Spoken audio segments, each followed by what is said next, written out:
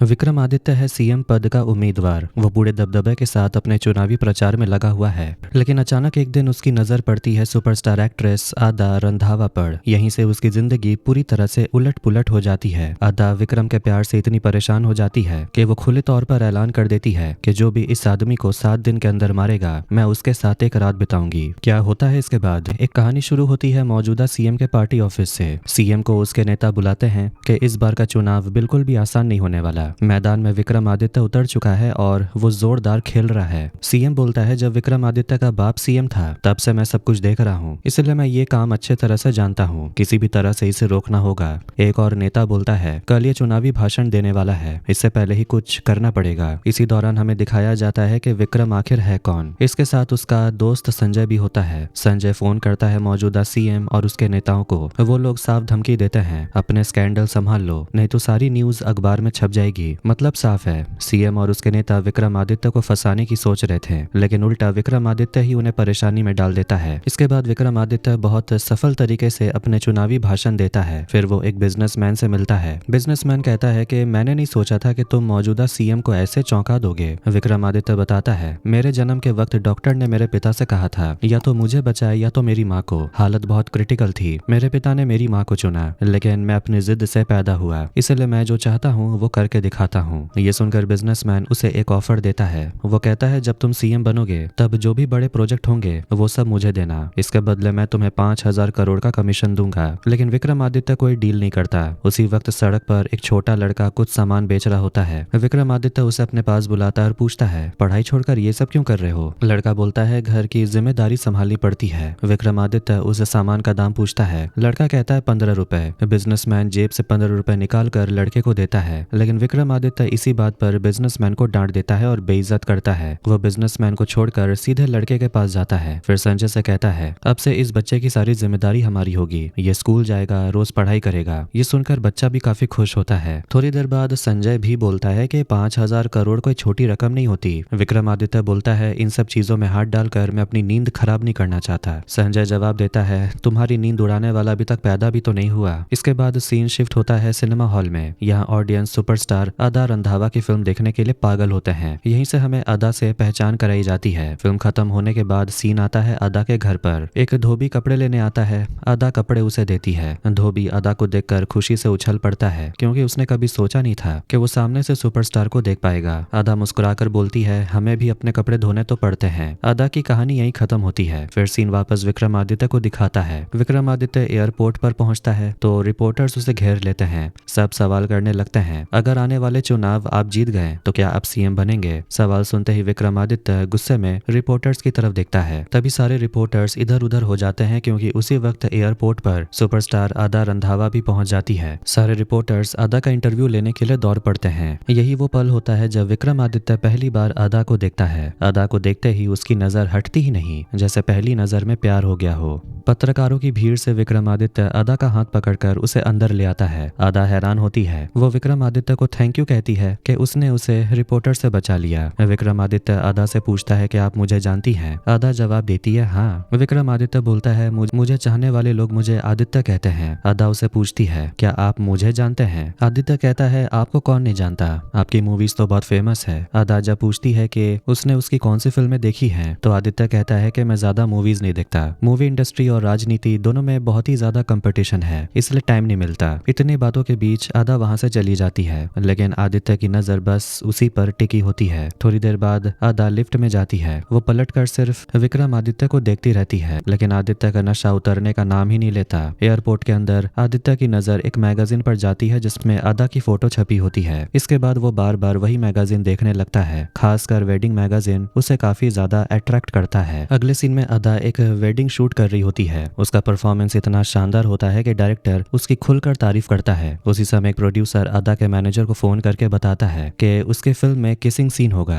जब ये बात आदा को बताई जाती है तो वो खुद फोन उठाकर साफ मना कर देती है और कहती है कि वो पैसे वापस कर देगी, लेकिन ऐसी कोई फिल्म नहीं करेगी। इधर आदित्य घर पहुंचता है। उसके पिता उसे आने वाले चुनाव और मौजूदा सीएम के बारे में समझाते हैं, लेकिन आदित्य का ध्यान टीवी पर चल रही आदा पर ही होता है। गुस्से में उसके पिता एक कड़वी बात कह देते हैं, जिससे कि आदित्य नाराज होकर घर से बाहर निकल जाता है। वो संजय के साथ निकलता है। तभी रास्ते में आदा की दिलबरों का पोस्टर देखता है। आदित्य गाड़ी रुकवाकर कहता है कि अदा ने उसकी नींद उड़ा दी है और अब वो उससे मिलना चाहता है। वो संजय को अदा का पूरा स्केड्यूल चेक करने को बोलता है। उधर अदा अपने मैनेजर से शेड्यूल पूछती है। मैनेजर बताता है कि एक इनविटेशन आया है आर्मी कैंप में परफॉर्म करने का और ये इनविटेशन विक्रमादित्य के तरफ से है। नाम सुनते ही अदा मना कर देती और कहती है कि उसका स्केड्यूल फुल है इसलिए वो नहीं जा पाएगी। बाद में संजय खुलासा करता है कि ये शेड्यूल उसने खुद कैंसिल करवाया था। आदित्य तुरंत अदा के साथ मीटिंग फिक्स करने को बोलता है। मीटिंग में अदा साफ करती है कि वो आर्मी प्रोग्राम को पब्लिसिटी नहीं बनाना चाहती। आदित्य ईमानदारी से मान लेता है कि उसे पब्लिसिटी चाहिए। उसकी सच्चाई से अदा खुश होती है और वो प्रोग्राम के लिए मान जाती है। अगले दिन दोनों आर्मी कैंप जाते हैं। रास्ते में आदित्य लगातार अदा को देखता रहता है, उसकी तस्वीर बनवाता है और खुद भी स्केच करता है। कैंप में दोनों का गर्मजोशी से स्वागत होता है। शाम को जवानों के सवाल जवाब में अदा अपने सपनों और आदित्य अपनी राजनीति की सोच खुलकर बताते हैं। आखिर में जवान दोनों से एक दूसरे का रोल करने को बोलते हैं। अदा शानदार तरीके से एक पॉलिटिशियन का रोल करती है और आदित्य रोमांटिक रोल करने से थोड़ा हिचकिचाता है, लेकिन अदा उसे कोशिश करने को बोलती है।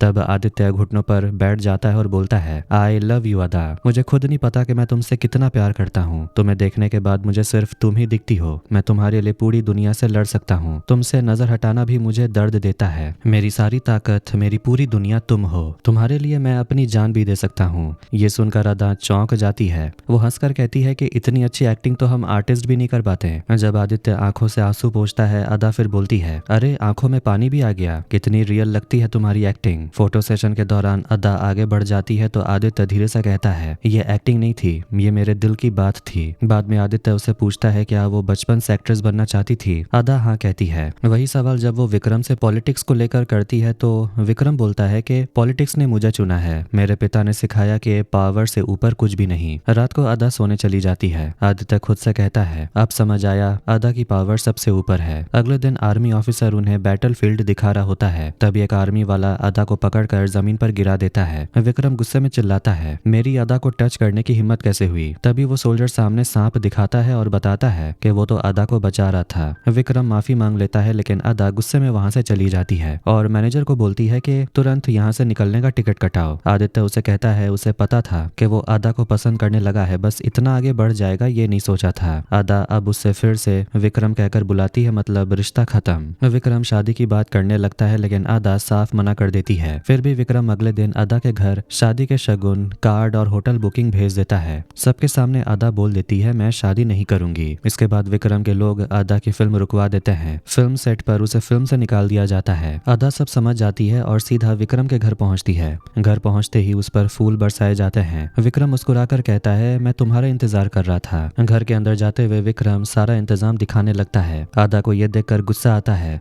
विक्रम बताता है कि नीचे 4 कमरे हैं, ऊपर 2 और शादी के बाद वो दोनों ऊपर रहेंगे, बच्चे भी साथ ही। पागलों की तरह वो कहता है कि इस घर में अदा को कोई तकलीफ नहीं देगा। अदा रोते हुए बोलती है कि अभी से ही तुम मुझे इतना टॉर्चर कर रहे हो तो मैं तुमसे शादी कैसे कर सकती हूँ। ये कहकर वो चली जाती है। विक्रम वहीं पर टूट कर बैठ जाता है। अगले दिन अदा की माँ और छोटी बहन को विक्रम के लोग स्कूल के पास दिख जाते हैं। अदा को पता चलता है तो वो गुस्से में सीधे सीएम के पास पहुंचती है। अंदर बिना अपॉइंटमेंट जाती है। सीएम उसे भाभी कहकर बुलाता है। कमिश्नर सेल्फी ले लेता है। तभी विक्रम आता है। अदा सवाल करती है। विक्रम कहता है, लोग डराने नहीं सुरक्षा के लिए हैं। अदा हाथ जोड़कर आजादी मांगती है। विक्रम घुटनों पर बैठकर शादी के लिए गिड़गिड़ाता है। ये देखकर संजय भी टूट जाता है। विक्रम आगे कहता है, मैं तुम्हारे लिए पागल हूँ, मुझसे शादी करके देखो, तुम्हें किसी भी चीज की कमी नहीं होगी। लेकिन अदा बिना कुछ बोले वहां से चली जाती है। विक्रम इशारे से संजय को कुछ करने को बोलता है। नेक्स्ट सीन में हम अदा के पिता को देखते हैं। वो एक प्रोफेसर हैं। यूनिवर्सिटी में वो देख लेते हैं कि कोई क्वेश्चन पेपर चुरा रहा था तो वो विरोध करते हैं, लेकिन उल्टा अदा के पिता को ही सबके सामने बेइज्जत किया जाता है। उन्हें मारा जाता है और उनके मुंह पर काला पोत दिया जाता है। उसी रात विक्रम उस आदमी को पकड़कर अदा के घर पर ले आता है जो उसके पिता को मारकर अपमानित कर गया था। वो आदमी माफी मांगता है। अदा गुस्से में कहती है कि अब ड्रामा करने की जरूरत नहीं, उस लड़के को जरूर तुमने ही भेजा था। विक्रम कहता है, मेरी मोहब्बत की कसम, मैंने किसी को नहीं भेजा। ये कहकर वो चला जाता है। अदा के पिता अदा से कहते हैं कि और कितना नीचे गिरोगी, इससे अच्छा शादी कर लेती तो हम बच जाते हैं। ये बात वो दर्द में कहते हैं। अदा बाहर निकल कर रोने लगती है। उसकी बहन फोन करके कहती है, घर आ जाओ। अदा गुस्से में कहती है, तुम लोग चाहते हो क्या मैं खुद को खत्म कर लूं? इतनी पागल नहीं हूं मैं, ना ही मैं उससे शादी करूंगी। ये कहकर वो फोन काट देती है। वो सामने रखे विक्रम के दिए हुए गिफ्ट और बोर्ड की तरफ देखती है और खुद से कहती है, मैं इससे कभी शादी नहीं करूंगी।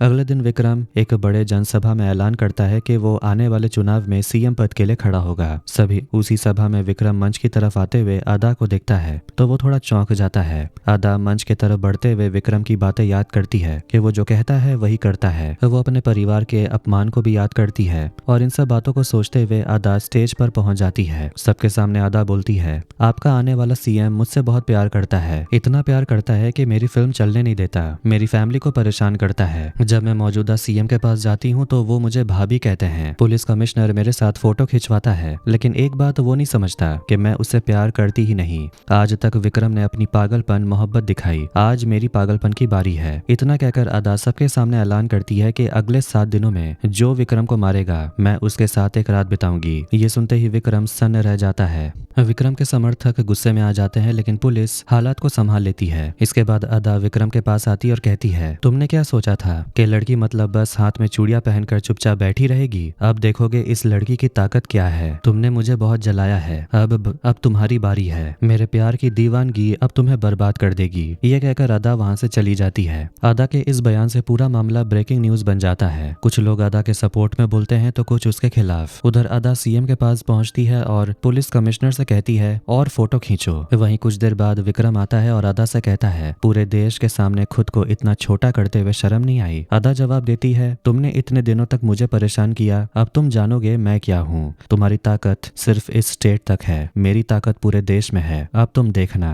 विक्रम कहता है, तुम एक अनजान आदमी के साथ रात बिताना चाहती हो, लेकिन मैं तुमसे प्यार करके शादी करना चाहता हूँ, ये तुम्हें मंजूर नहीं। अदा कहती है, ये प्यार नहीं है, ये तुम्हारी जिद है। अब मैं तुम्हें अपनी ताकत दिखाऊंगी। तुम्हारे गार्ड अपनी ही पत्नी के साथ सो रहे हैं, इसीलिए संभल कर रहो, किसी भी पल तुम्हारी मौत आ सकती है। विक्रम कहता है, जो मुझे मारेगा वो खुद भी मरेगा। अदा कहती है, हाँ यही तो बात है, मेरी दीवानगी में वो तुम्हें मारने आएंगे और वो खुद भी मर जाएंगे, यही तो मेरा प्लान है। अदा आगे कहती है, बादशाह ने प्यार में ताजमहल बनवाया था, लेकिन तुमने मुझे इतना जलाया है कि उसके उसी प्यार के आग में तुम खुद जलकर मरोगे। इतना कहकर अदा विक्रम को बेइज्जत करके चली जाती है। इसके बाद विक्रम और भी पागल हो जाता है, एक पूरा सिनेमा हॉल बुक करता है और बस अदा की मूवी देखता रहता है। अदा को ना पाकर बस शराब पीने लगता है। शराब की बोतल तोड़कर अपना हाथ लहूलुहान कर लेता है। उसी वक्त एक गार्ड अदा को लेकर कुछ गंदी बातें बोल रहा था। ये सुनकर विक्रम गुस्से में उसे मारने लगता है। संजय रोकने आता है तो विक्रम उस पर भी हाथ उठा देता है। फिर संजय से माफी मांगता है। संजय इमोशनल होकर कहता है, एक लड़की के लिए आप रो रहे हो, खुद को जख्मी कर रहे हो, आखिर क्या है उस लड़की में ऐसा खास? विक्रम कहता है, वो मेरे लिए खुदा की बनाई हुई सबसे खास चीज है। उसी रात विक्रम तेज रफ्तार में गाड़ी चलाने लगता है। रात में अदा को बिल बोर्ड पर देखकर गाड़ी रोक देता है। रोते हुए कहता है, तुम इतनी पास होकर भी मेरी नहीं हो, तुमने मेरे प्यार को समझा ही नहीं, ऐसा क्या करूं कि तुम्हें ये प्यार समझ आए। अगले दिन गांधी जयंती पर भाषण देने जाते वक्त संजय कहता है,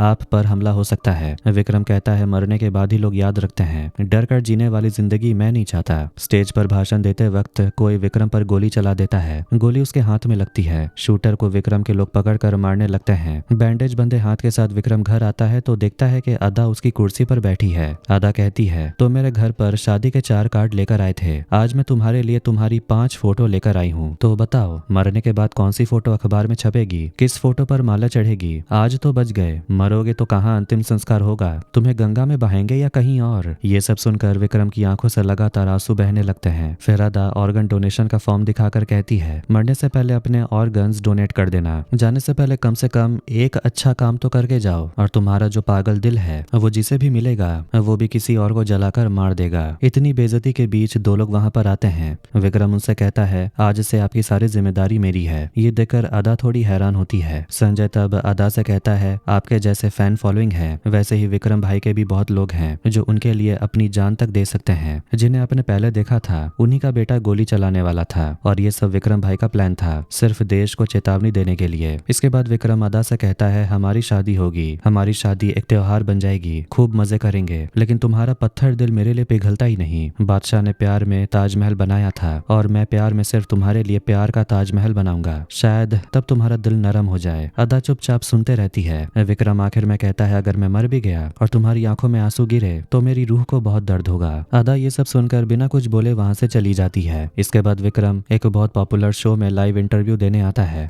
वो इंटरव्यू अदा और विक्रम के पिता भी देखते हैं। होस्ट सबसे पहले विक्रम से पूछता है, क्या ये सच है कि अदा आपसे प्यार नहीं करती? विक्रम कहता है, हाँ ये सच है। होस्ट पूछता है, तो फिर ये प्यार है या जोर जबरदस्ती? विक्रम जवाब जवाब देता है क्या अदा कभी कह पाएगी कि मैंने उसे टच किया है? जब टच ही नहीं किया तो जबरदस्ती कैसी? मैं बस अदा से प्यार करता हूँ, बस इतना ही है। होस्ट कहता है लोग प्यार में जान तक दे देते हैं। होस्ट की बात पूरी होने से पहले ही विक्रम बोल पड़ता है अगर मेरा प्यार मुझे मौत की तरफ ले जाता है तो मैं उस मौत को खुशी खुशी स्वीकार करूंगा। विक्रम लाइव में आगे कहता है कि मैं एक साथ 200 लोगों की शादी करवाऊंगा और वहाँ एक सीट मैं और अदा के लिए रखूंगा ताकि उसका गुस्सा प्यार में बदल जाए और वो मुझसे शादी कर ले। ये सुनकर ऑडियंस तालियां बजाने लगते हैं। न्यूज चैनल पर विक्रम के प्यार की तारीफ होने लगती है, लेकिन विक्रम के पापा को काफी गुस्सा आता है। वो तुरंत विक्रम के पास आते हैं और उसे थप्पड़ मारते हैं और बोलते हैं 2 कौड़ी की एक्ट्रेस के लिए तू इतनी सालों से बनाई हुई पार्टी बर्बाद कर रहा है, तुझे हो क्या गया है? विक्रम कहता है मैं आपकी हर चीज संभाल लूंगा, लेकिन अदा को आप 2 कौड़ी की एक्ट्रेस नहीं कह सकते। अदा इस घर की इज्जत है, आपको उसका सम्मान करना होगा। पिता कहते हैं कि ये अदा तुझे जलाकर मार डालेगी। विक्रम जवाब देता है जो मैंने सीखा है आपसे ही सीखा है। बचपन में मुझे एक खिलौना चाहिए था, वो नहीं मिला तो आपने कहा कि जो चीज चाहिए वो ना मिले तो जला देना। आपने सिखाया था कि जो चाहो वो मिलना चाहिए, लेकिन अब लग रहा है कि जो मैं चाहता हूँ वो मुझे नहीं मिलेगा और इस बार मैं किसी और को नहीं बल्कि खुद को ही जला लूंगा। ये कहते ही विक्रम थोड़ा इमोशनल हो जाता है। अगले दिन विक्रम खुद 100 लोगों की शादी करवाने लगता है। वहीं अदा सफेद साड़ी पहनकर आती और कहती है तुमसे शादी करने से अच्छा है कि मैं विधवा बन जाऊं। फिर अदा कहती है आज मैं नंगे पांव चलकर देवी माँ से दुआ मांगूंगी कि वो तुम्हें जला दे। ये सुनकर विक्रम कहता है तो मैं भी तुम्हारे साथ नंगे पांव देवी माँ के पास चलूंगा, कम से कम इस तरह से सही मैं तुम्हारे साथ तो रहूंगा। दोनों नंगे पांव मंदिर की तरफ चल पड़ते हैं। चारों तरफ लोगों की भीड़ लग जाती है। मंदिर के सामने पहुंचते ही एक आदमी तलवार से विक्रम पर पीछे से वार करता है। विक्रम उसे खुशी खुशी सह लेता है। जब वो और मारने लगता है तो संजय उसे रोकता है। उधर अदा इन सब बातों पर ध्यान नहीं देती और मंदिर के अंदर चली जाती है। घायल विक्रम उसके पीछे पीछे चलता है। कांच के टुकड़ों पर पैर पड़ने से उसके पाँव से खून बहने लगता है, लेकिन वो रुकता नहीं। वो अदा के साथ मंदिर के अंदर पहुंच जाता है। विक्रम देवी माँ से कहता है अब भी वक्त है, मुझे मेरी मोहब्बत समझने की ताकत दे दो। अदा कहती है देवी माँ इसे खत्म कर दो।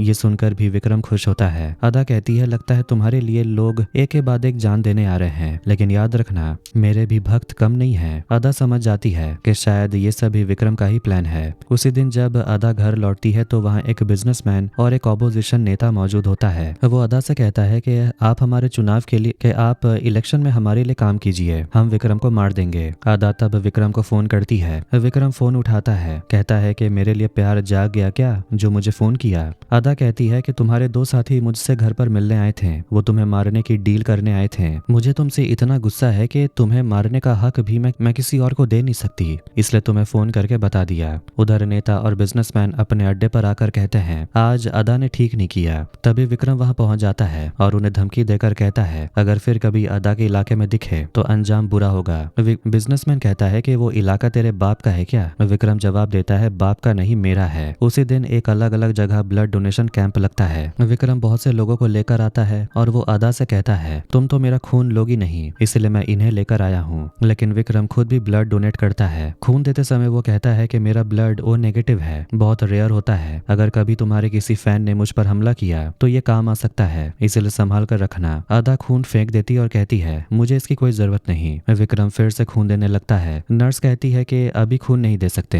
विक्रम कहता है ये खून अब मेरा नहीं, ये अदा का है, उसे खून फेंकना पसंद है तो मैं उसे खून दूंगा। ये सुनकर अदा गुस्से में वहां से चली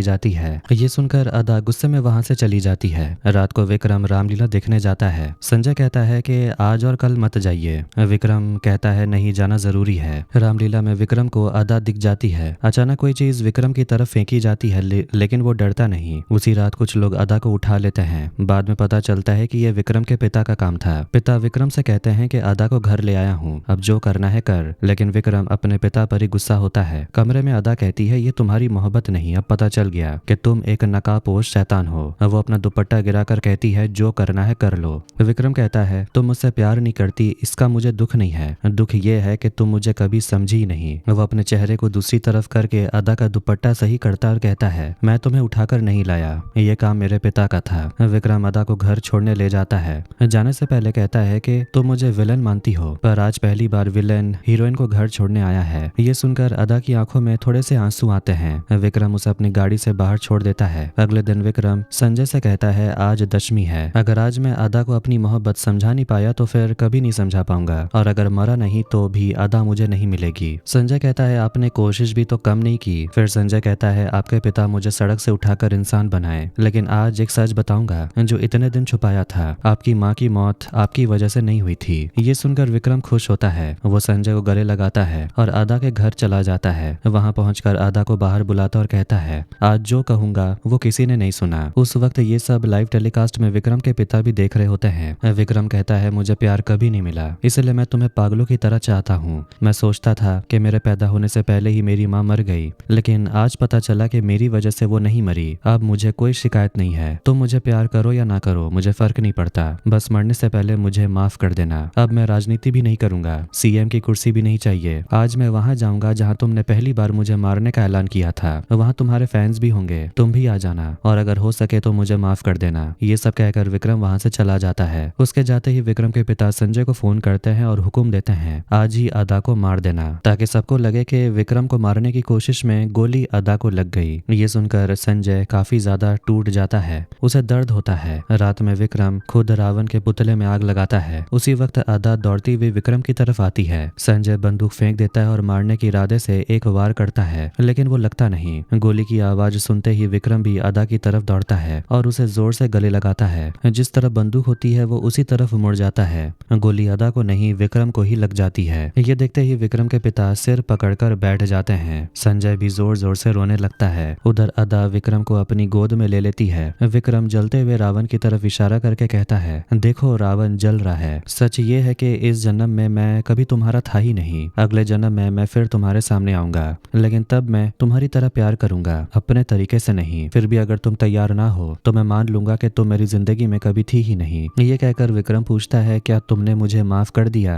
अदा कहती है हाँ। बस इतना सुनते ही विक्रम की जान चली जाती है। अदा फूट फूट कर रोने लगती है। वो विक्रम की दी हुई पुरानी अंगूठी अपने हाथ में पहन लेती है और अपने दिल से उसे अपना मान लेती है। लेकिन अब मानने का क्या फायदा? वक्त रहते सच्चे प्यार की कदर कोई समझता ही नहीं। जब वक्त खत्म हो जाता है तभी प्यार की असली कीमत समझ आती है, लेकिन तब तक वक्त बचा नहीं होता। विक्रमादित्य जैसे ऐसे दीवाने आशिक दुनिया में बहुत होते हैं जो एक तरफा प्यार पूरी जिंदगी करते रहते हैं, लेकिन आखिर में हाथ लगता है सिर्फ दर्द। तो एक दीवाने की दीवानियत फिल्म आपको कैसी लगी कमेंट करके जरूर बताना। वीडियो पसंद आया तो वीडियो को लाइक कर दें, चैनल को भी सब्सक्राइब कर दें। मिलते हैं नेक्स्ट वीडियो में। Take care.